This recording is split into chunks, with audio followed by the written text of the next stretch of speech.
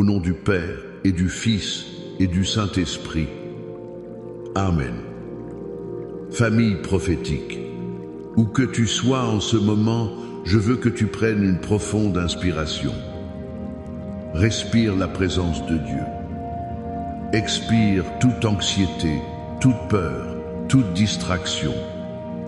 Nous entrons maintenant dans un lieu saint, un moment divin mis à part pour toi et ton Créateur.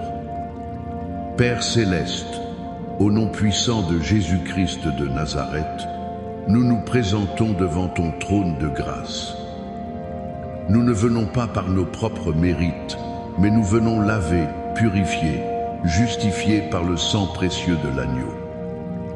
Et en ce moment même, Père, je demande que le sang de Jésus couvre chaque personne qui écoute ma voix.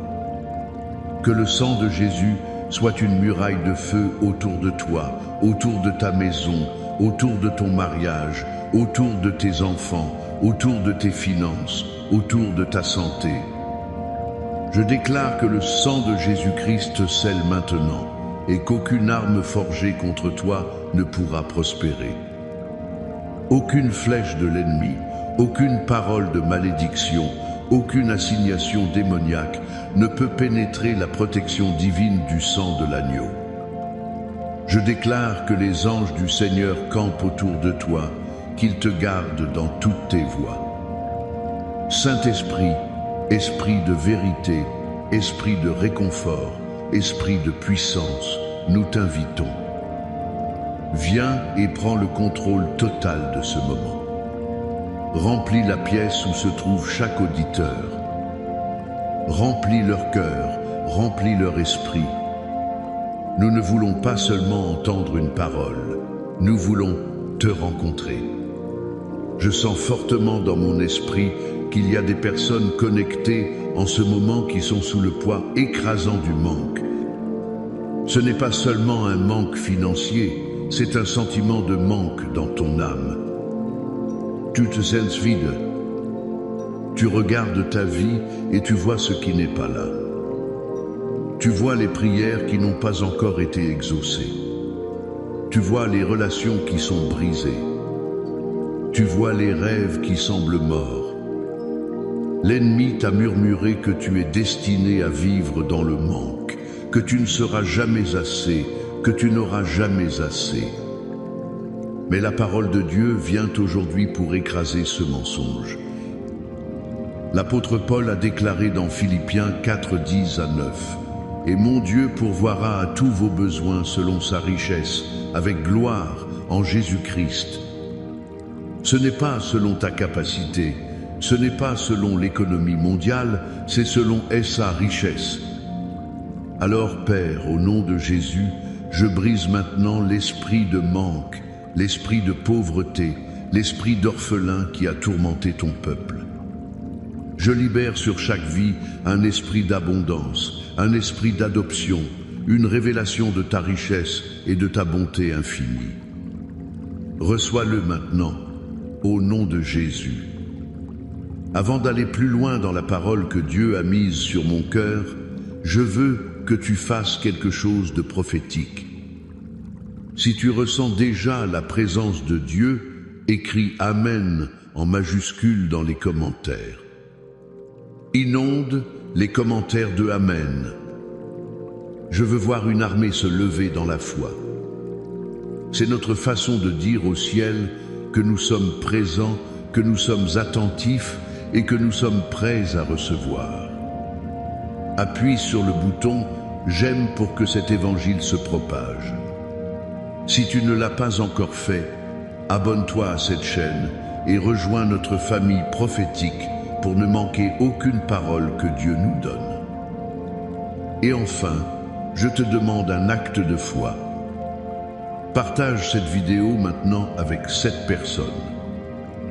7 est le chiffre de la perfection divine. En partageant avec 7 personnes, tu deviens un canal de bénédiction et tu déclares que Dieu va apporter la perfection et la plénitude dans ta vie. Et reste jusqu'à la fin, car à la fin de ce message, je vais prier une prière spéciale et puissante pour briser les chaînes de la dette et libérer une percée financière surnaturelle sur ta vie. Tu ne veux pas manquer ça.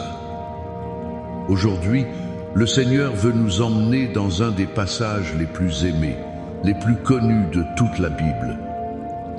Mais il veut nous en donner une révélation fraîche, une révélation personnelle. C'est le psaume 23. Je veux que tu écoutes ces mots comme si c'était la première fois. L'Éternel est mon berger, je ne manquerai de rien. Arrêtons-nous juste sur cette première phrase. Elle contient deux déclarations qui ont le pouvoir de changer radicalement la façon dont tu perçois ta vie. La première est une déclaration d'identité et de relation. L'Éternel est mon berger. La deuxième est une déclaration de promesse et de provision. Je ne manquerai de rien. Premièrement, analysons cette relation. L'Éternel est mon berger. David n'a pas écrit « L'Éternel es-tu un berger ?» Il n'a pas écrit « L'Éternel est le berger d'Israël ». Il a dit « mon berger ». C'est une déclaration profondément personnelle et intime. Pour que tu comprennes la puissance de cette affirmation, tu dois comprendre ce que signifiait être un berger à l'époque de David. Un berger ne se contentait pas de posséder des moutons. Il vivait avec eux. Il les connaissait par leur nom. Il les conduisait personnellement aux verts pâturages et aux eaux paisibles. Il ne les poussait pas par derrière avec un bâton, non. Il marchait devant eux. Les brebis connaissaient sa voix et elles le suivaient en toute confiance. Le berger était aussi leur protecteur. David lui-même, avant d'être roi, était berger. Il a dit au roi Saül, « Quand ton serviteur faisait paître les brebis de son père, et qu'un lion ou un ours venait en enlever une du troupeau, je courais après lui, je le frappais, et j'arrachais la brebis de sa gueule. » 1 Samuel 17:30, 4, 3, 5. Voilà l'image que David a en tête. Quand il écrit « L'Éternel est mon berger », il dit « Le Créateur de l'univers, le Dieu Tout-Puissant, me connaît personnellement. Il m'appelle par mon nom, il marche devant moi, il me guide, et il est prêt à combattre des lions et des ours pour me protéger. » La question que je te pose aujourd'hui est la suivante. Peux-tu dire avec la même conviction que David, « L'Éternel est mon berger » ? Est-il simplement le Dieu de tes parents, le Dieu de ton pasteur, une figure historique lointaine? Ou est-il ton berger? As-tu une relation personnelle avec lui? Lui parles-tu chaque jour? Écoutes-tu sa voix? Lui fais-tu confiance pour te guider, même quand le chemin est sombre? Beaucoup de gens veulent les bénédictions du psaume 23, les verts pâturages, les eaux paisibles, sans la relation du psaume 23. Mais la promesse est conditionnée par la relation. Ce n'est que lorsque l'Éternel est ton berger que tu peux déclarer en toute confiance « Je ne manquerai de rien ». C'est un abandon total. C'est remettre le bâton de berger de ta vie entre ses mains et dire « Seigneur, guide-moi, je ne sais pas où aller, mais je te fais confiance, je suivrai ta voie. » Cela nous amène à la deuxième partie de cette déclaration puissante « Point je ne manquerai de rien ». C'est l'une des promesses les plus audacieuses de toute la Bible. Le mot hébreu pour manquer, chazar, signifie être déficit, diminuer, avoir besoin.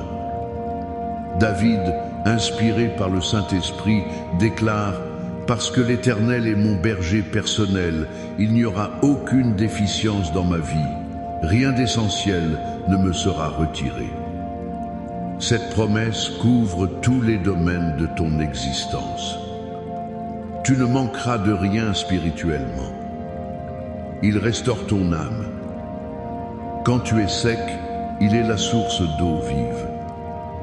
Quand tu es faible, il est ta force. Tu ne manqueras de rien émotionnellement. Il te conduit près des eaux paisibles. Au milieu de la tempête de tes émotions, de ton anxiété, de ta dépression, il est ta paix. Sa présence est le baume qui guérit les cœurs brisés. Tu ne manqueras de rien physiquement. Il te fait reposer dans de verts pâturages. Il pourvoit à ta nourriture, à ton vêtement, à un toit sur ta tête. Il est Jéhovah Jireh, le Dieu qui pourvoit. Tu ne manqueras de rien en termes de direction. Il te dirige dans les sentiers de la justice. Tu n'as pas à avancer à l'aveuglette dans la vie. Ton berger a la carte, il connaît le chemin et il marche devant toi. Tu ne manqueras de rien, même face à la mort. Quand je marche dans la vallée de l'ombre de la mort, je ne crains aucun mal, car tu es avec moi. Ta houlette et ton bâton me rassurent. Je me souviens d'une femme dans notre communauté qui a perdu son emploi de manière totalement inattendue. Elle était mère célibataire avec 2 enfants. La panique a commencé à s'installer. Elle regardait son compte en banque, les factures qui s'accumulaient. La voix de l'ennemi était forte. Comment vas-tu t'en sortir? Tu vas tout perdre. Tu vas manquer. Mais elle a pris la décision de s'accrocher à cette parole. L'Éternel est mon berger, je ne manquerai de rien. Chaque jour, elle se levait et déclarait cette parole sur sa vie, sur ses enfants. Elle priait. Elle louait Dieu au milieu de son incertitude. Et puis, des miracles ont commencé à se produire. Un voisin a sonné à sa porte avec des sacs de courses, sans raison apparente. Un chèque inattendu est arrivé par la poste, un remboursement d'impôts qu'elle n'attendait pas. Une ancienne collègue l'a appelée pour lui parler d'une opportunité d'emploi encore meilleure que celle qu'elle avait perdue. En l'espace de quelques mois, non seulement Dieu avait pourvu à tous ses besoins, mais il l'avait placée dans une position bien meilleure qu'auparavant. Pourquoi? Parce qu'elle a choisi de croire la promesse plutôt que le problème. Elle a honoré le berger, et le berger a honoré sa foi. Peut être qu'aujourd'hui tu regardes un rapport médical effrayant. Peut être que tu regardes une lettre d'expulsion. Peut être que tu regardes un mariage qui s'effondre. Et la situation crie manque de santé, manque de sécurité, manque d'amour. Mais je suis ici pour te dire, en tant que serviteur de Dieu, que la parole de ton berger est plus puissante que la réalité de tes circonstances. Tu dois faire un choix aujourd'hui. Vas-tu croire le rapport du monde ou le rapport du Seigneur? Vas-tu écouter la voix de la peur ou la voix de ton berger qui te dit « Je suis avec toi, fais-moi confiance, tu ne manqueras de rien ».